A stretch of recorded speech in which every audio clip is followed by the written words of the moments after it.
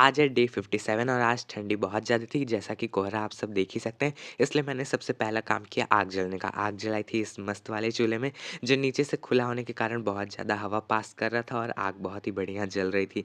इसके साथ ही हम सब ने सोचा क्यों ना प्रसाद खाना शुरू किया जाए। सबसे पहले फलों का कार्यक्रम शुरू हुआ। हम लोगों ने सारे फल पहले निपटाए, वो भी आग के बगल में बिल्कुल बैठ के। फिर पके वाले प्रसाद की बारी, जिसमें कई तरीके के लड्डू और खाने की चीज़ें थी, जो कि कुछ ज़्यादा ही टेस्टी था।